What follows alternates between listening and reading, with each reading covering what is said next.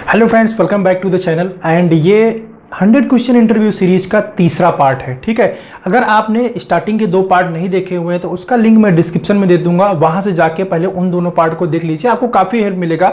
और यहाँ पे भी मैंने 10 क्वेश्चन सिलेक्ट किए हुए हैं, 21 नंबर से लेकर 30 नंबर तक। ठीक है, यहाँ भी इस इंटरव्यू सीरीज में आपको 10 क्वेश्चन मिलेंगे और पहले भी मैं 20 क्वेश्चन बता चुका हूँ। अगर उसको नहीं देखा हुआ तो जाके आप देख लीजिए। ठीक है, और इस क्वेश्चन में भी, इस सीरीज में भी, मींस जो थर्ड पार्ट है, इसमें भी मैंने डिप्लोमेटिक टाइप के जो क्वेश्चन पूछे जाते हैं उसको भी मैंने पिक किया हुआ। हम कहा चलो 2 एपिसोड एटलीस्ट डिप्लोमेटिक क्वेश्चन का कर लेता हूं। सेकंड पार्ट भी डिप्लोमेटिक क्वेश्चन को लेके ही था, जो हमारे ब्रेन को बिल्कुल स्ट्रॉम कर देते हैं, घुमा देते हैं, समझ में नहीं आता क्या आंसर दें। वैसे ही यहाँ पे, और ये भी जो एपिसोड होने वाला है, मींस पार्ट थर्ड जो होने वाला है, जो experience holder as well as जो फ्रेशर है, दोनों ही कैंडिडेट के लिए बहुत ज्यादा हेल्पफुल होने वाला है। ये सिर्फ फ्रेशर के लिए नहीं है, दोनों कैंडिडेट में बहुत अच्छी तरीके से वर्क करेगा। जो भी क्वेश्चन मैंने पिक किए हुए हैं ये दोनों लोगों से पूछा जाता है। ठीक है, चलिए बिना देरी किए हुए स्टार्ट करते हैं क्वेश्चन को। पहला क्वेश्चन लेते हैं, means question number 21। How will you manage performing territory. ये दोनों के साथ प्रॉब्लम आती है। कुछ जो लोग एक्सपीरियंस, उनसे क्या बोला जाता है कि यार पहले वाला जो कैंडिडेट था, एमआर था, बहुत बढ़िया काम कर रहा है, आप मैनेज कर पाओगे सेल को, कैसे परफॉर्म करोगे आप। या फिर एक्सपीरियंस लोगों के साथ बहुत ज्यादा, सॉरी फ्रेशर लोगों के साथ ये बहुत ज्यादा प्रॉब्लम आती है। और मेरे साथ बार बार कमेंट करके पूछा जा रहा है, सर मुझे बाद में इंटरव्यू के लिए जा रहा हूं बट बोला जा रहा है हमें एक्सपीरियंस चाहिए, फ्रेशर नहीं चाहिए, फ्रेशर कैंडिडेट नहीं चाहिए। ठीक है, अब तो उसमें भी आप रिप्लाई कर सकते हैं बात करके। जो मैं रिप्लाई बता रहा हूं, जो आपको आंसर बता रहा हूं, इसको आप रिप्लाई कर सकते हैं विद कॉन्फिडेंस। ठीक है, तो आपका इट में भी वो आपको सेलेक्ट करे या फिर कंसीडर करें। कई बार क्राइटेरिया होती है, सिचुएशन के हिसाब से फ्रेशर को नहीं लेते हैं, बट ये है कि अगर आप कुछ चीजें ऐसे बताते हैं, अपनी स्किल्स को शो करते हैं, तो वहां पे चांसेस बन जाते हैं। ठीक है, चलिए अब इस क्वेश्चन को कैसे रिप्लाई करेंगे, क्योंकि परफॉर्मिंग टेरिटरी है और आप उसको जाके कैसे मैनेज करेंगे। तो सिंपली उसमें कह सकते हैं, सर 80% जो बिजनेस आता है किसी भी टेरिटरी का, वो मात्र 20% डॉक्टर से आता है। अगर मैं आता हूं, मैं सेलेक्ट होके आता हूं, तो मैं सबसे पहले जाके उन 20% जो डॉक्टर्स हैं उनको कैप्चर करूंगा। अगर आप फ्रेशर हैं तो आप सीधे बोलिए, सर मैं जाके उन 20% डॉक्टर को सर्च करूंगा। और सर्च कैसे करेंगे, सबसे पहले मैं स्टॉकिस्ट के पास जाऊंगा, उनसे पूछूंगा सर कि कौन कौन से काउंटर पे ज्यादा बिजनेस, मतलब कौन कौन से काउंटर से ज्यादा बिजनेस आ रहा है, कौन से मेडिकल स्टोर है जो हमें ज्यादा सपोर्ट कर रहे हैं, यहाँ कहाँ मेडिसिन जाती थी, बंद हो गई है अभी, और पहले बहुत अच्छा जाया करता था। तो इस तरीके से मैं क्या करूंगा, सबसे पहले मैं उस 20% कस्टमर को कैप्चर करूंगा, सर्च करूंगा और उसके ऊपर लग जाऊंगा। उसके लिए स्ट्रेटजी बनाऊंगा, उसके लिए फॉलो अप करूंगा, उसके लिए मार्केट सर्वे करूंगा, जो फार्मा के भाषा में आरसीपीए बोलते हैं, आरसीपीए करूंगा सर। और जो काउंटर चल रहे हैं, जो मैक्सिमम सपोर्ट आ रहा है, उसको फिर से कंटिन्यू करा दूंगा या उनको कंटिन्यू रखूंगा, उनको बंद नहीं होने दूंगा। तो जो पहले हमारे कलीग जो काम करके गए हुए हैं, जैसा वो परफॉर्म कर रहे थे सर, उस परफॉर्मेंस को मैं उन 20% डॉक्टर से सस्टेन करने की कोशिश करूंगा। ठीक है, ताकि जो है वो बिजनेस वहीं का वहीं बना रहे। इसके बाद जो बचते हैं सर 20% जो बिजनेस रह जाता है, उसको फिर रेगुलर में वर्किंग करता रहूंगा सर। कुछ अपने भी रिलेशन बनाऊंगा, जो पुराने जहां चलते थे वहां भी कैप्चर करके उनको भी बिजनेस वहां पे लेके आएंगे। तो इस तरह से आप स्किलफुली रिप्लाई कर सकते हैं इस क्वेश्चन का। तो जनरली फ्रेंड ऐसा होता भी है कि जो टोटल बिजनेस हमारा होता है टेरिटरी का, वो 20% डॉक्टर्स के हाथों में ही होता है। चलिए इसको नेक्स्ट क्वेश्चन की तरफ बढ़ते हैं, जो क्वेश्चन नंबर 22 क्या होता है, why have you been unemployed for a such time. ठीक है, सच ए लॉन्ग टाइम। तो होता क्या है कि बहुत सारे लोगों ने मुझे कमेंट किया था, सर मेरी एज इतनी ज़्यादा हो गई है, ठीक है, मैं अब फार्मा के अंदर आना चाहता हूँ, या मैं 28 साल का हो गया हूँ, मैं 30 साल का हो गया हूँ। अभी इंटरव्यूअर पूछेगा आपसे कि आप इतने साल क्या करते रहे, आपने अभी तक क्यों ज्वाइन नहीं किया, अब क्यों आ रहे हैं। या जिन्होंने ग्रेजुएशन कंप्लीट कर लिया, ग्रेजुएशन पर 3-4 साल का गैप हो गया है, अब वो आना चाहते हैं इस फील्ड के अंदर, उनसे क्वेश्चन पूछा था, आप इतने लंबे टाइम तक क्या काम कर रहे थे। क्वेश्चन का कैसे आप रिप्लाई करेंगे, सिंपली कह सकते हैं, सर मैं किसी प्रिपरेशन में जुड़ा हुआ था। अभी प्रिपरेशन क्या बताएंगे आप। ठीक है, एक तो बोल सकते हैं कि मैं अपनी पर्सनालिटी डेवलपमेंट के ऊपर काम कर रहा था, बट पर्सनालिटी डेवलपमेंट के ऊपर अगर पहली बार जब इंटरव्यू में जाए, पहले आप ये अगर गैप आपका है, सोच के जाए कि मुझे क्या बताना है इस गैप पीरियड के लिए। पर्सनालिटी डेवलपमेंट बताएंगे तो पर्सनालिटी डेवलपमेंट से रिलेटेड कुछ चीजें आप पढ़ के जाएं। जैसे पर्सनालिटी डेवलपमेंट में क्या होता है, आपका कम्युनिकेशन स्किल है, आपका ड्रेसिंग सेंस है, ठीक है, कपड़े कैसे पहने जाते हैं, कैसे बोला जाता है, एटिकेट्स क्या होते हैं, ये सब चीजें पर्सनालिटी डेवलपमेंट में आती हैं। तो आप बोल सकते हैं कि सर मैं अपनी तक अपने पर्सनालिटी डेवलपमेंट के ऊपर काम कर रहा था, उसको सीख रहा था, उसको लर्निंग कर रहा था, इसलिए वहां बिजी थे। या फिर एक्चुअली जहां पे आप बिजी थे उस रीजन को आप यहाँ पे बता सकते। क्वेश्चन नंबर 24 है, do you have any question for me. Means अगर आप मुझसे कुछ पूछना चाहते हैं तो इसमें क्या रिप्लाई करेंगे आप सोच लेंगे क्या पूछूं, कंपनी के बारे में क्या पूछूं, दिमाग में नहीं आता क्या पूछे। ठीक है, तो उसमें आप क्वेश्चन पूछ सकते हैं, या फिर आपके मन में कोई डाउट है उसको पूछिए, या फिर सिंपली पूछ सकते हैं कि सर मैं कब ज्वाइन करूँ कंपनी। ठीक है, आप सिंपली पूछिए यार सर मैं कंपनी कब ज्वाइन, क्योंकि आप गए हो ज्वाइन करने के लिए।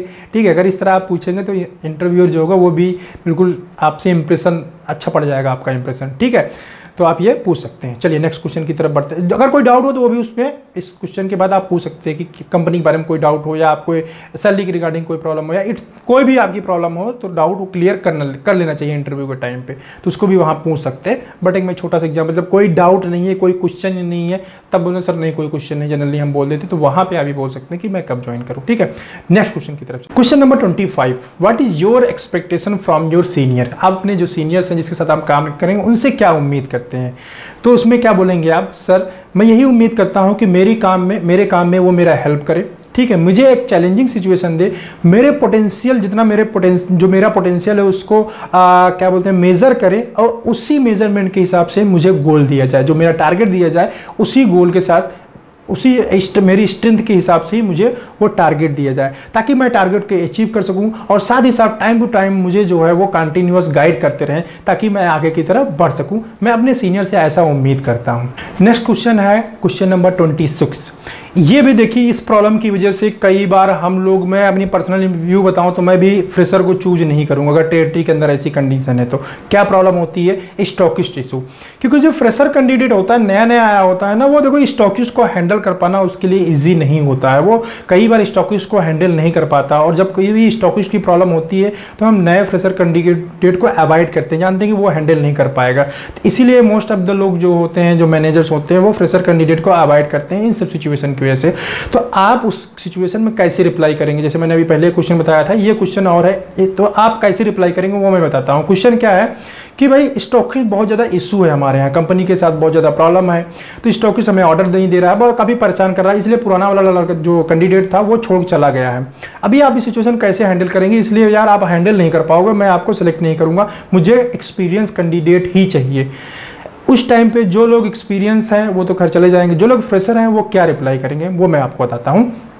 सिंपली आप बोल सकते हैं सर, सिंपल सी बात है सर, स्टॉकिस्ट क्या है, एक बिजनेसमैन है, अपने प्रॉफिट के लिए काम करता है। डिस्प्यूट कब होता है सर, जब कहीं कंपनी और स्टॉकिस्ट के बीच में मार्जिन का डिफरेंस आता है, मींस प्रॉफिट का डिफरेंस आता है।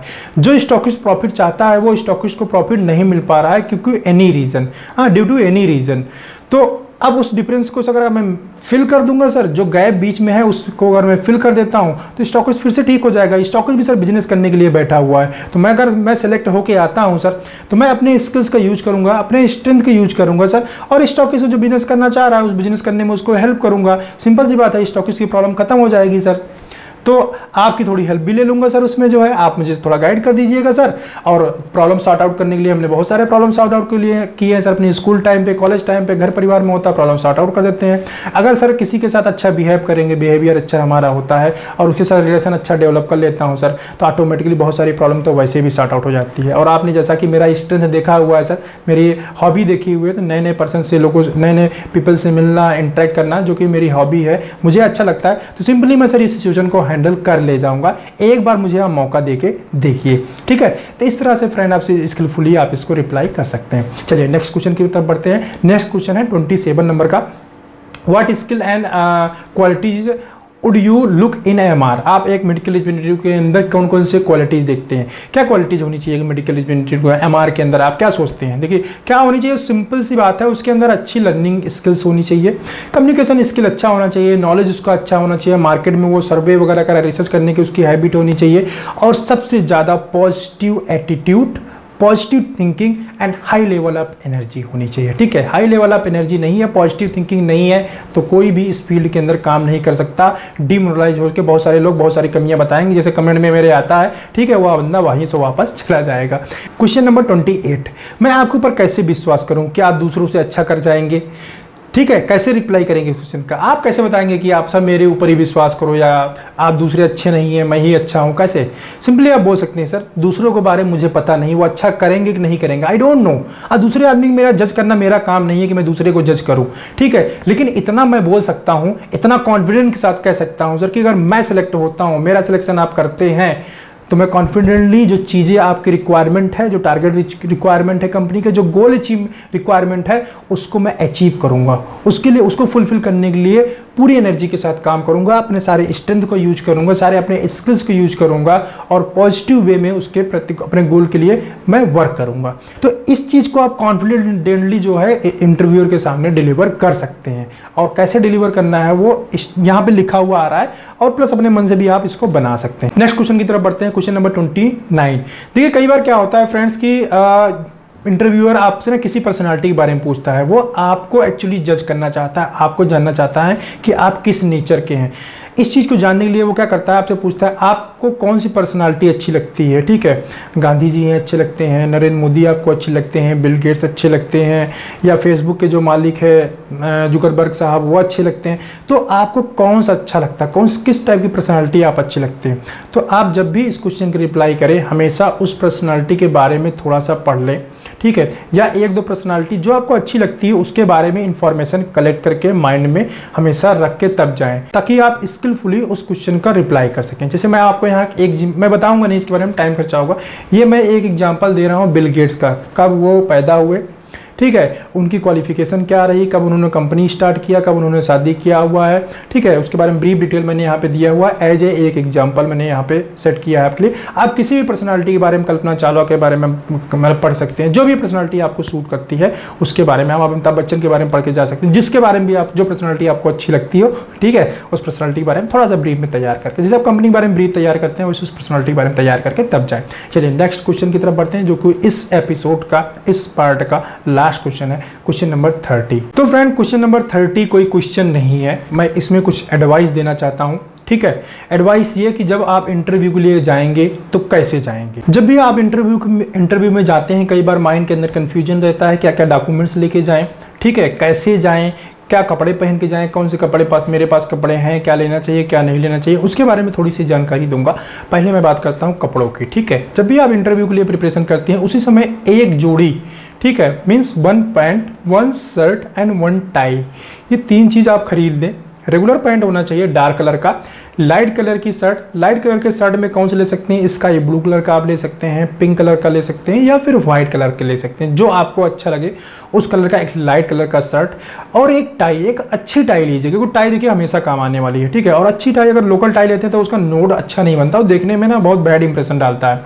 तो एक अच्छी टाई लीजिए, थोड़ी ज़्यादा महंगी भी नहीं, 300-400 रुपये की टाई आ जाती है अच्छी सी, तो आप उसको परचेज करिए और उसका अच्छे से नोड बनाइए। आप जो है नहीं बनाना आता तो किसी से जाकर सीख लीजिए। ठीक है, उसके बाद जो है एक ब्लैक कलर का शू लीजिए, लेदर शू, एंड जो आप सॉक्स लेंगे उसका कलर आपके पैंट के कलर के साथ मैच करना चाहिए। सही तरीका है पहनने का, जो आपका सॉक्स का कलर होना चाहिए वो आपके पैंट के कलर के साथ मैच करना चाहिए। जो आपका बेल्ट होना चाहिए, बेल्ट वो आपके शूज के साथ मैच करना चाहिए। जो आपकी वॉच होनी चाहिए वो आपके बेल्ट के साथ मैच करनी चाहिए। ये सिस्टम है फ्रेंड। ठीक है, अब देखिए आप इसको कहाँ तक फॉलो कर सकते हैं, क्योंकि वॉच फॉलो कर पाना तो बड़ा मुश्किल हो जाता है, क्योंकि वॉच के पट्टे कलर इतना मैच कराना, जो है आपके पास वही पहन के जाएंगे जनरली। ठीक है, बट बाकी चीज़ें आप जो है मैचिंग आराम से पहन के जा सकते हैं। जो भी इंटरव्यू का टाइम है उस टाइम भी ड्यूरेशन से कम नहीं तो आधे घंटे पहले जाइए। रिज्यूमे की हमेशा 2 कॉपी लेके जाइए, अपना 2 कलर फोटो लेके जाइए, एंड जितने भी आपके ओरिजिनल डॉक्यूमेंट्स हैं, ठीक है, आपके एजुकेशनल सर्टिफिकेट हो गए, आपके अदर जो सर्टिफिकेट हैं जो भी आपके पास, उसकी एक जीरोक्स कॉपी लेके जाएं। कभी भी इंटरव्यू के अंदर ओरिजिनल, जब तक आपसे बोला नहीं जाए कि आप ओरिजिनल डॉक्यूमेंट्स लेके आइए, तब तक कभी भी ओरिजिनल डॉक्यूमेंट्स लेके नहीं जाना चाहिए। क्योंकि ओरिजिनल डॉक्यूमेंट्स से प्रॉब्लम क्या होती है, कहीं खो गया, कहीं ना कट गया, फट गया ट्रेवलिंग के टाइम पे, तो कई बहुत प्रिकॉशन ले, बार बार लेकर टहल घूम रहे हैं, कहीं खो गया तो क्या करेंगे आप जो है। तो इसलिए हमेशा ओरिजिनल डॉक्यूमेंट्स अपने घर पे रखें और जीरोक्स कॉपी हमेशा कैरी करें, या फिर जीरोक्स कॉपी एक ना स्कैन करके आप ओरिजिनल का अपने मेल पे डाल के रखें, जहां आप इंटरव्यू ले जा रहे हैं, या कभी भी आपको जरूरत पड़े तो वहां से आप प्रिंट आउट उसका निकाल पाए। तो एनी टाइम जब भी रिक्वायरमेंट होगी आपके डॉक्यूमेंट्स का, आप तुरंत प्रिंट आउट ले लेंगे। चलिए इस वीडियो में बस इतना ही। अगर आपको क्वेश्चंस अच्छे लगे हुए हो, आंसर अच्छे लगे हुए हो, ये वीडियो अच्छा लगा हुआ हो, तो एक लाइक कर दीजिएगा, जिससे मुझे एनर्जी मिलती है, मोटिवेशन मिलता है ऐसे ही वीडियोज़ बनाने के लिए, और कंटिन्यू मैं वीडियो बनाता रहूँगा। मिलता हूँ नेक्स्ट एपिसोड में, जहाँ पे स्पेशली मैंने फार्माकोलॉजी के क्वेश्चन लिए हुए हैं, तो आपको फार्माकोलॉजी के जो कॉन्सेप्ट है वो बिल्कुल क्लियर होने वाला है। तो देखना मत भूलिएगा जो नेक्स्ट एपिसोड आएगा। और इस वीडियो को देखने के लिए आपका बहुत बहुत धन्यवाद। Thanks for watching this video.